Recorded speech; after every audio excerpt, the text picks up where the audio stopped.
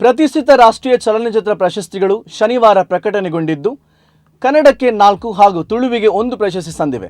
ಈ ಪೈಕಿ ಮಿಥ್ಯಾ ಸಿನಿಮಾದಲ್ಲಿನ ನಟನೆಗೆ ರೂಪಶ್ರೀ ವರ್ಕಾಡಿ ಅವರಿಗೆ ಅತ್ಯುತ್ತಮ ಪೋಷಕ ನಟಿ ರಾಷ್ಟ್ರ ಪ್ರಶಸ್ತಿ ಸಂದಿದೆ. ಇದು ಕನ್ನಡ ಚಿತ್ರರಂಗಕ್ಕೆ ದೊರೆದ ಮೊದಲ ಅತ್ಯುತ್ತಮ ಪೋಷಕ ನಟಿ ರಾಷ್ಟ್ರ ಪ್ರಶಸ್ತಿಯಾಗಿದೆ. 2024ರಲ್ಲಿ ತೆರೆ ಕಂಡ ಅನಾಥ ಬಾಲಕನೊಬ್ಬನ ನೋವಿನ ಕಥೆಯಲ್ಲಿ ತೆರೆದಿಟ್ಟ ಕನ್ನಡದ ಮಿಥ್ಯಾ ಎಂಬ ಸಿನಿಮಾಗೆ 3 ರಾಷ್ಟ್ರೀಯ ಚಲನಚಿತ್ರ ಪ್ರಶಸ್ತಿಗಳು ಲಭಿಸಿವೆ. ಇನ್ನು ತುಳುವಿನ ಇಂಬು ಉತ್ತಮ ತುಳು ಚಿತ್ರ ಎನಿಸಿಕೊಂಡಿವೆ. ಮಿಥ್ಯವನ್ನು ರಕ್ಷಿತ್ ಶೆಟ್ಟಿ ಅವರು ಪರಮಂ ವಹ ಸ್ಟುಡಿಯೋಸ್ ನಿರ್ಮಾಣ ಮಾಡಿದ್ದು ಸುಮಂತ್ ಭಟ್ ಅವರ ನಿರ್ದೇಶನವಿದೆ.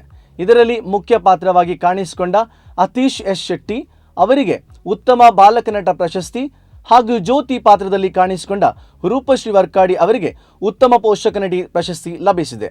ಮಿಥ್ಯಾ ಸಿನಿಮಾದ ಪ್ರಧಾನ ಪಾತ್ರದ ಚಿಕ್ಕಮ್ಮನ ಪಾತ್ರದಲ್ಲಿ ರೂಪಶ್ರೀ ವರ್ಕಾಡಿ ನಟಿಸಿದ್ದಾರೆ.